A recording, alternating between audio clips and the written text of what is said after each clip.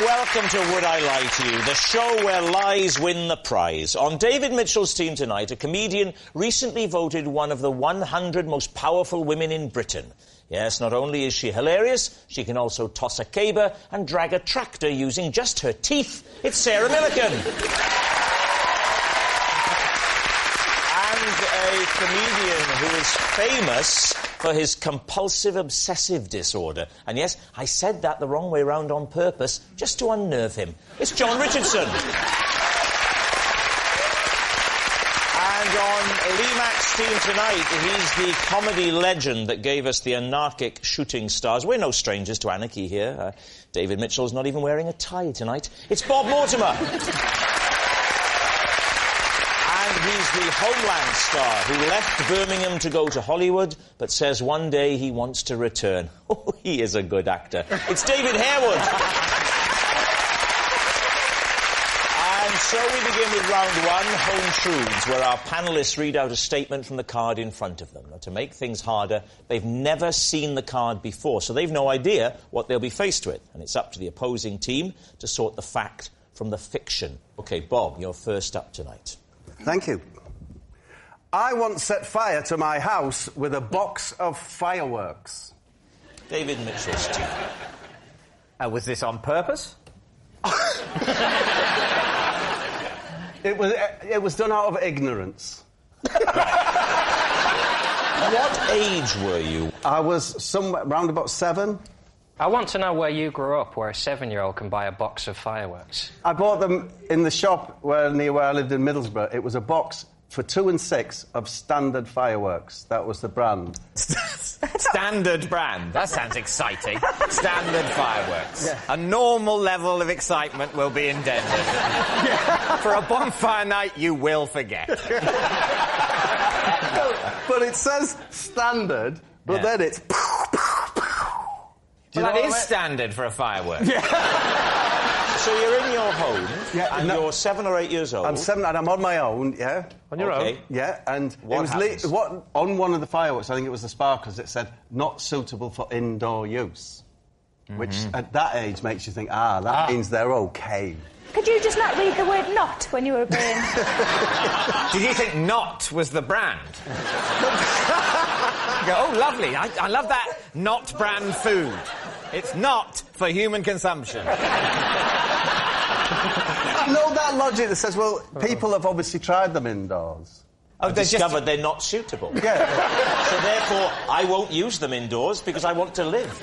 If you look at a big firework, it won't say not suitable for indoors. It's obvious. Yeah. Right. But on the sparklers, they chose to put it on. So what happened? I lit the sparkler. The sparks went into the box of fireworks, a Standard box, and set them off. And I carried the box of fireworks, now beginning to light, into the kitchen, and I threw them into the kitchen. I thought it would be more suitable. I think you're right. The kitchen, of all the rooms, is the most suitable for fireworks, isn't it? Because of the oven, the gas, the stove. There is fire naturally in the kitchen. Yeah, there's a lot of... And there's more... It's more wipe down. Yes. Less cloth. So what happened then? They went off in the What was the sound like? Was it bing, wee? No, these were only Standard. And, I remember, as I'm sat here now, wiping the scorch marks off the floor and thinking that my mum's going to kill me. Yeah. And so I'm going to be in big trouble. Then I went back into the living room. Unbeknownst to me, I dropped one. And the living room was completely engulfed in flames. It sounds to me that if you're on your own at home at 7, your mum's pretty laid back anyway. She said, son, will you sit here and look after these fireworks? Whilst I go out to the bingo. So, you lit the sparkler. A spark went into the Standard box. Yes. The box starts to go... You go, uh-oh, I must get them into the most suitable room for fireworks. Yes. The kitchen. No need to go beyond the kitchen to the outdoors. Yeah. Mum said don't go out.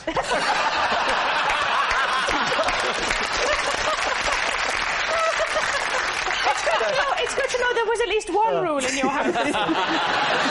What time of day did all this happen? This happened mid-afternoon. Oh, dear, so you didn't really get the benefit of the... Who put the fire out? I went to next door where Miss Best lived. She was bless her, she's about 80. And I knocked on their door and said, my house is on fire. And she said, do you know, I thought it was. So what happened then? She called the fire brigade. They fired their water hoses throughout the house. Yes. Ruining it. Even the rooms where there's no fire. Not ruining it. Yeah. You do know that before they put out fires, it's already ruined, don't you? Lee. You're making this house all wet. It was lovely and warm. And it's the water damage that knackers the house. Is it? Not the fire? Not the fire. If they would use their boots to put it out... Honestly, the entire house, that's it. I was in a family of 4 children, and we were homeless. Where... Bob, keep it light. No, I'm just saying. Where were all the other kids while you were alone with the fire? Why did you take 3 They children were looking out after and leave fireworks in other people's houses. So when you say you were homeless, how much of the house did the Inferno claim? It's gone. Entire That's house what, the gone. whole house gone. Yeah. The whole house burnt Whole house down? burnt down. So how much did you leave in the living room? The fireworks in the kitchen have only caused a few scorches. Yeah. What did you leave in the living room? And now, don't you feel stupid for saying standard fireworks? Yeah. I tell Not you, really. I think you were stupid to light a sparkler indoors. If you don't know what you dropped in the living room, is there a chance that it's just a coincidence? No, it could be. That it might not have been your fault? That's what I said to the press. Not your fault? Press? What press? Who did you speak to? Local press. Because they came to the house while it was burning? Yeah, you know, they're their hats on, trilbies, sniffing around. With those little bits of paper in the notebook? Were they called things like Scoop McLean? I believe he was called Ron Waffle. Sorry, Ron Waffle? It was either him, the other ace reporter on the Gazette was John Caramel. It was one of them two. Caramel and Waffle. Honestly. The question is whether you think Bob has been telling the truth. Well, I thought it seemed very plausible until we heard about caramel and waffle. I think he thinks he's telling the truth, but I think what's happened at some point, he's seen a film in which this has happened. They saw backdraft. And is now convinced that it happened to him. I think it's a lie. Sarah. I was going to say I want it to be true, but that sounds really horrible. I think it might be true. Well, I think it's true. I think it's true. So you're going to go for true? Yeah. OK, Bob, were you telling the truth or were you telling a lie? I was telling the truth. Oh.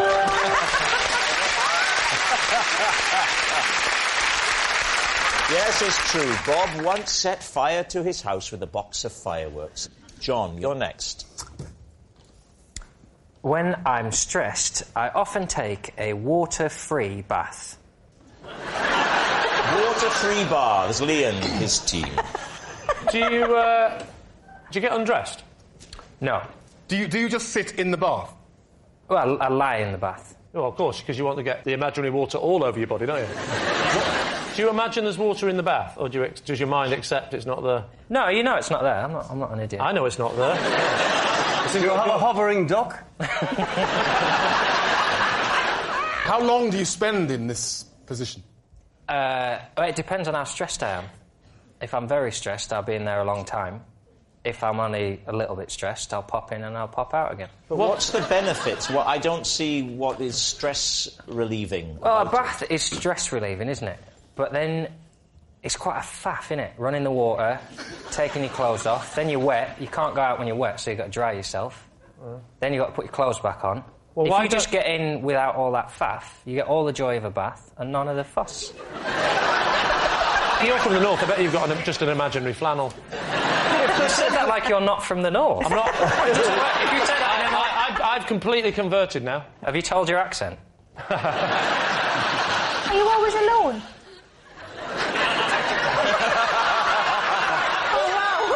Sarah, do you mean in life or in the bath? Whichever one he wants to answer.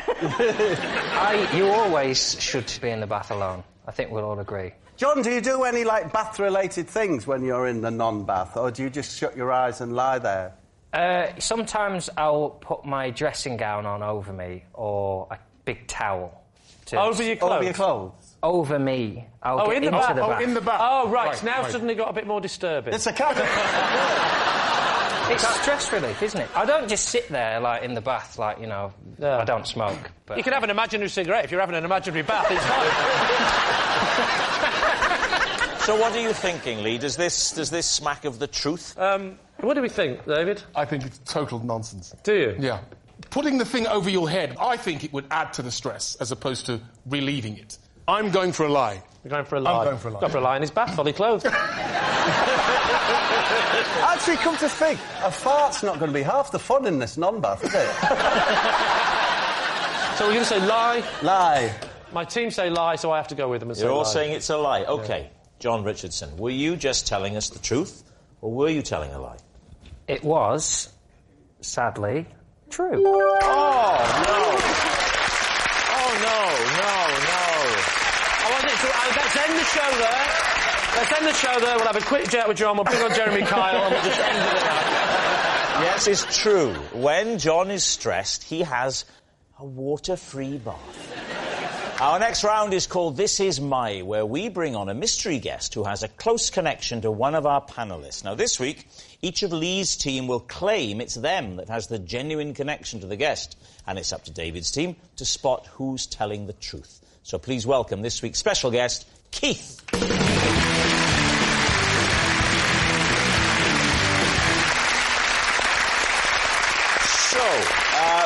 Bob, first of all. Bob, what is Keith to you?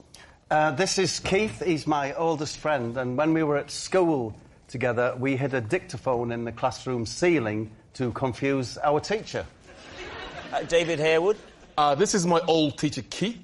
I once had to claim I wasn't me when I met him in a cafe, as I was in character preparing for Homeland. And finally, Lee, your relationship with Keith. This is Keith, and his hawk... Yes. Yes, I'll admit, David, it's a difficult start. But go with it. Yeah. This is Keith. And his hawk was supposed to land on my arm at a village fete, but instead stole the wig from the man next to me and flew off into a tree. So there we are. It's Bob's classroom prankster, it's David's blanked buddy, or it's Lee's hawk handler.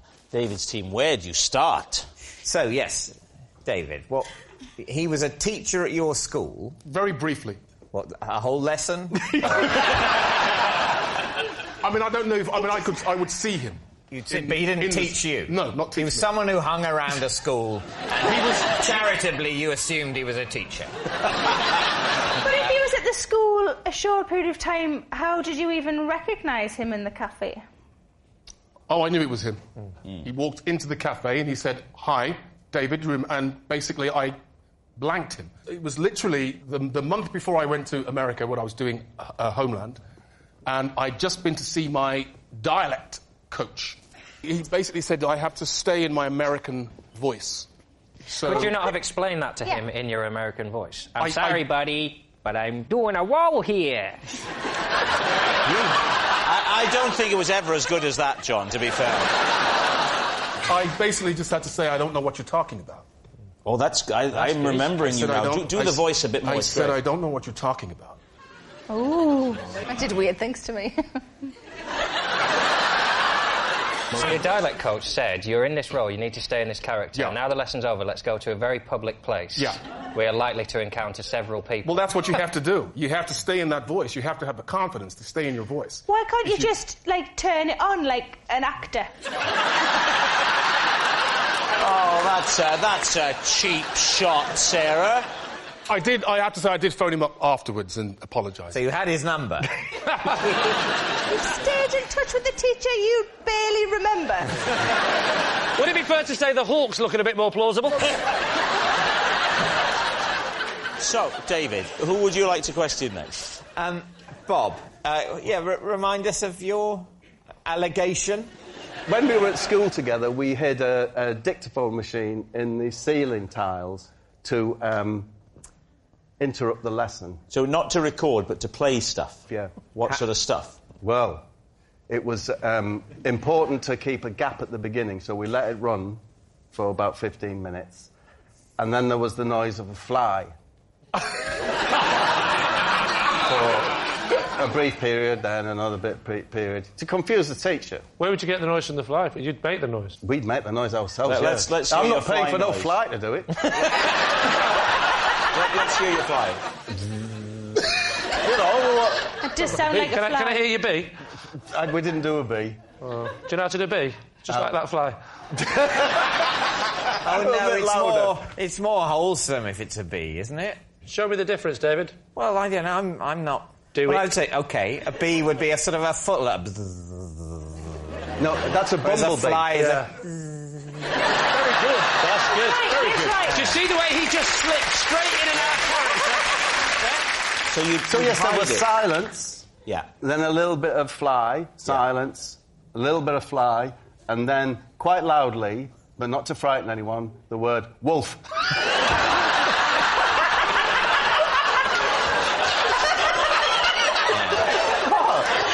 Then more silence.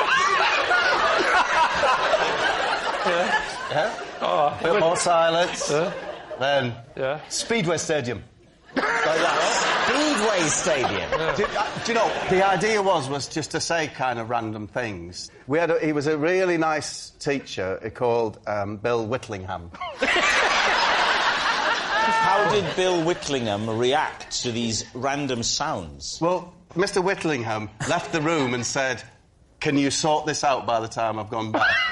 Can you sort whatever it is that's going on? And there was a cupboard in the corner where, interestingly, it had like exercise books in it, pens and that, but it also had, in a little cage, a hand lion, which is a robotic, it's a battery-operated thing. What? Are you just saying any words that come into your head? In any order? It's a hand lion, and if you hand lion? It's a robotic, animatronic hand lion, yeah? And if you'd been particularly good, he would put it on your hand and set it to lick it. If you'd been particularly... Was this like a clockwork lion? No, it was remote control. It was remote control? Remote control. He had the controller in his desk, and he said, But the actual hand lion... Get out the hand lion, and you'll get a lick. And if you'd been bad, you put him on your hand and you strike. You'd strike at your hand. So the hand lion had two settings. It could lick or it could strike. Yes, good boy, bad boy. Right, very Good boy, sensible. bad boy. Now, the only problem with it, of course, was... What, this story? It would... The only problem was, of course, if the batteries got low, it would get constipated. No, anyway, but in this cupboard, so we got up on the cupboard.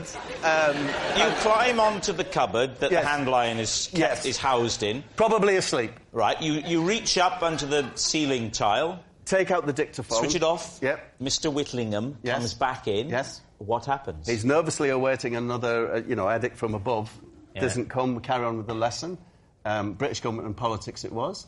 There was a what lesson called British Government and Politics? Yeah. Whole year on that? 2 years, it was A-level. For these sixth formers, Yes. a hand lion... that can either lick or strike was what was used to express praise or the opposite to these 17 or 18-year-old students. And it was very effective. All right. Would you like to move on to the final claim? So, Lee, tell the story about Keith. I was at a village fete, and... Why were you at a village fete? I was helping out. What village? Thames Ditton. Why were you helping out at Thames Ditton Fete? Because I don't live too far away from there, and they asked me to help out, and I did a few little things, like I did a bit of tombola, a bit of announcing. Then I went over to judge the pig racing. The usual things you do at a fete, you know. The pig racing? Yeah. I don't know why I judged it, because surely first past the post, but... Well, no,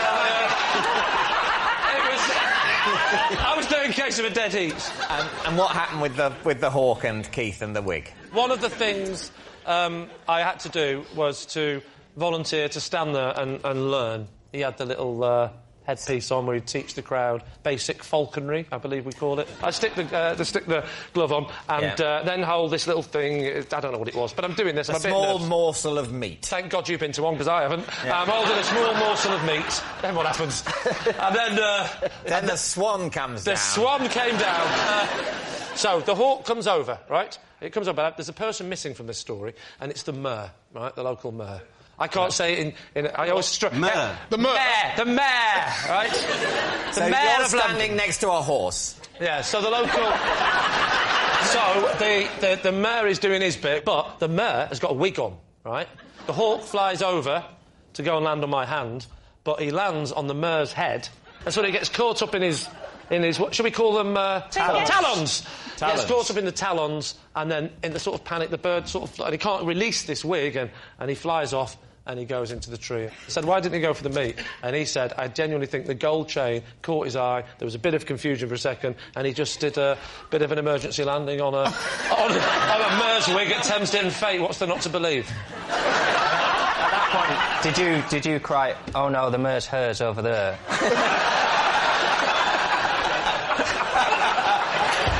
All right, so David's team is Keith.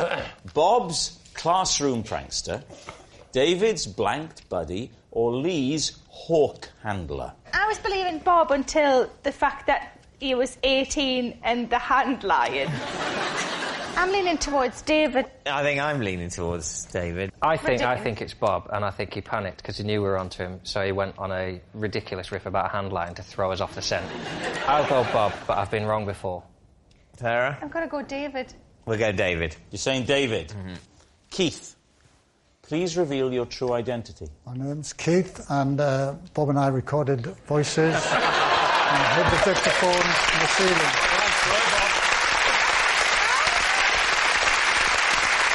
Yes.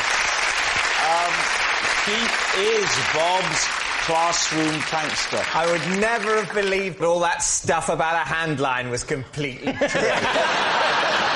Thanks very much, Keith. Thank you. Which brings us to our final round, Quickfire Live. We start with... It's Sarah Millican. Possession. There's a box under your desk. Would you pop it on the desk?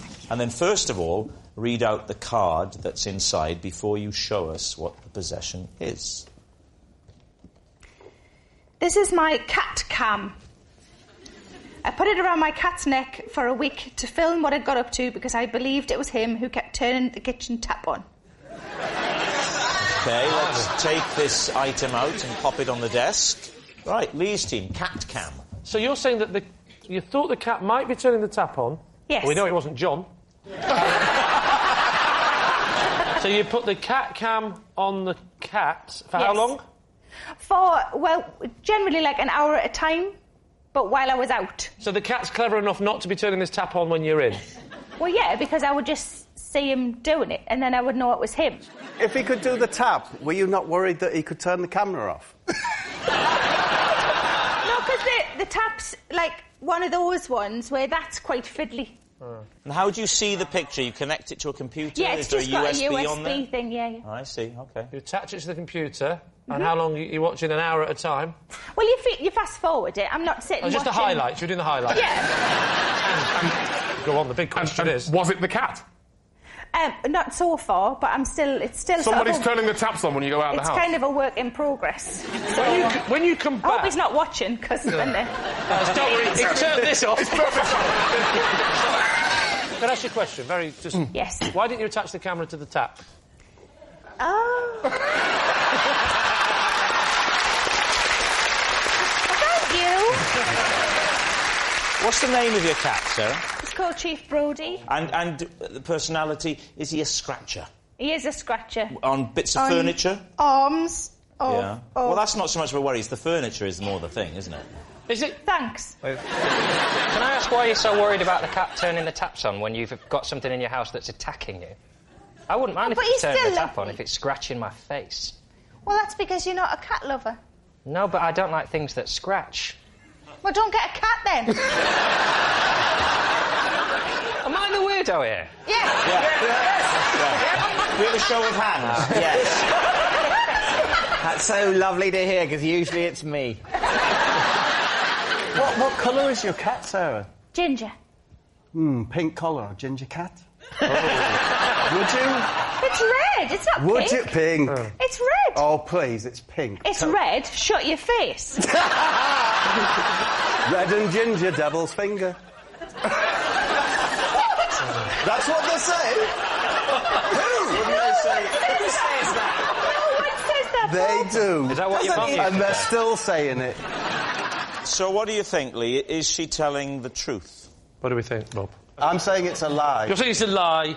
David's saying it's... Possibly true. Well, I'll lie. OK, you're saying lie. Sarah, truth or lie? It is a lie. Yes, it's a lie. Sarah didn't put a cat cam on her cat. Next. It's David Harewood.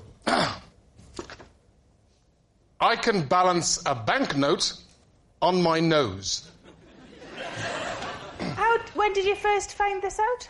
When I was about 13.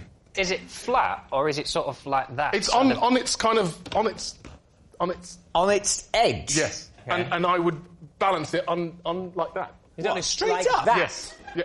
On your nose? Kind of like that. So that the end of Yes. the note Yes. is along your nose there, Yeah. going upwards. Yes. And what's your technique for... Because I imagine the problem with that is that the note would immediately fall off. What's your technique for preventing that? Zen. Zen. Is that a type of glue? What do you think, David? Does this have the ring of truth for you? I don't think it does. I think it's an odd mixture of something that would be impossible and not that impressive anyway. So what do you think? We think it's a lie. I think it's a lie. Lie. Three of you, all three of you think it's a Yeah. lie. OK. David Harewood.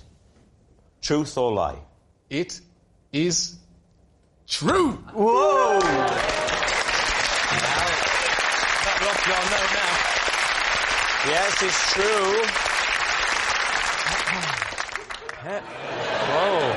You pulled that out at just the right time for us. Cheers, mate. I have to stand up for this. All right, please do. Here we go. Take your time, milk it.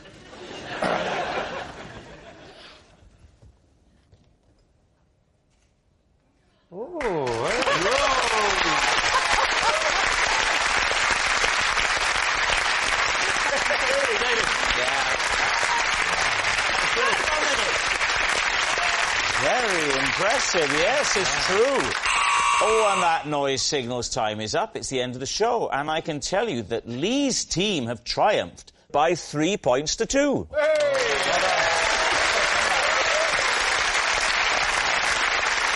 But, of course, it's not just a team game.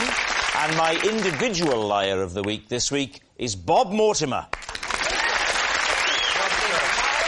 Yes, Bob Mortimer.